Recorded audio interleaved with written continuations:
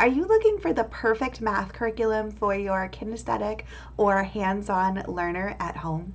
Well, we have loved using Singapore Math for several years now, and I am so excited about their Dimensions math curriculum because this curriculum is absolutely full of activity ideas and games and just different ways to use manipulatives to make math really fun and hands-on for kids. So in this video, I want to show you inside of the Dimensions math curriculum, and I also want to show you how we're using it as a family with manipulatives to make math really fun and hands-on for my kids. In this video, I want to share my 2 favorite tips for using manipulatives with Dimensions math to make math really fun. And the first one is that you always want to start with the manipulatives first. And I love that all of the lessons in Dimensions math are designed this way. So they're designed to follow the concrete-pictorial-abstract approach, which is a sort of a 3-step method that works with the research and the science of how our kids' brains learn math to make these lessons really easy and fun for them. So first you want to start with the concrete, and that is the manipulatives. And the lessons inside of Singapore Math are designed this way. So they'll start with manipulatives and with ideas for you. So this is the first lesson in chapter 5 of the textbook, and kids are learning in chapter 5 about numbers up to 20. And I absolutely love the colors and the design of these textbooks. My kids are super engaged always by the colors that they see here. So in chapter 20, the very first lesson is about the numbers up to 20. So if you look in the textbook, there's all of these beautiful pictures. And then if you look in the home instructor's guide, it actually suggests the very first activity to do. So here is the home instructor's guide for this lesson. And the first thing that it tells you to do is an activity with linking cubes. Now, if you are going to purchase the math manipulatives for your homeschool and you only have the budget to purchase a few, I would recommend linking cubes be one of them.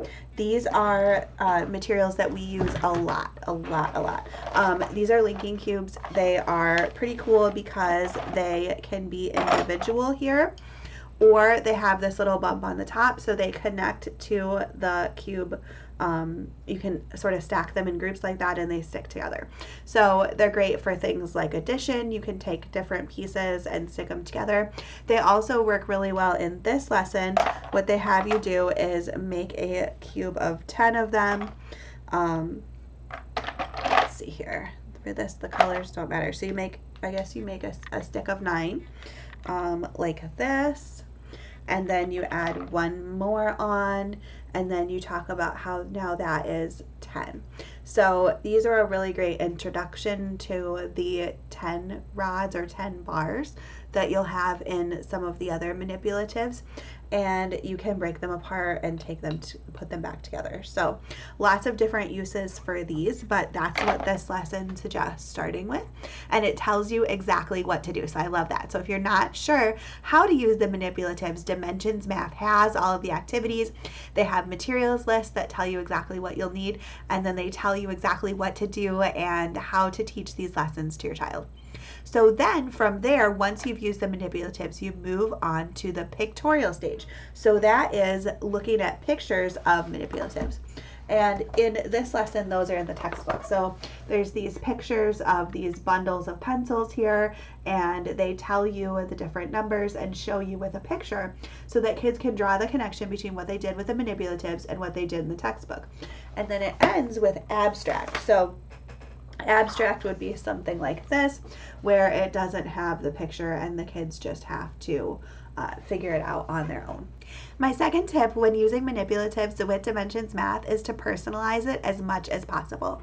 I love that the home instructor's guide for each section comes with a very specific materials list at the beginning of each chapter.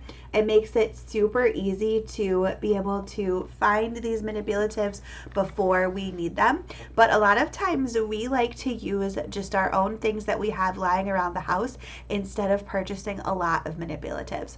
So I wanted to share both of my kids' favorite manipulatives. This is what we affectionately refer to at our house as the exchanging truck.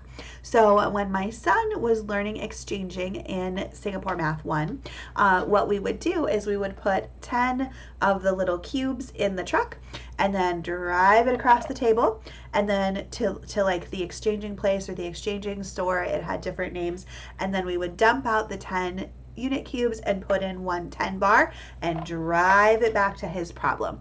And so that was just a really fun, really hands-on way for him to learn the idea of exchanging with manipulatives. And then my daughter is all about different characters, and so we use a lot of little action figures in her homeschool for math. So we've had different action figures that we've used at different times, just depending on what she's into. Right now we have these cute little Daniel Tiger figures, and we sometimes will use these instead of counters. We also like to hop these along a number line. That's another really fun way to use figurines like these.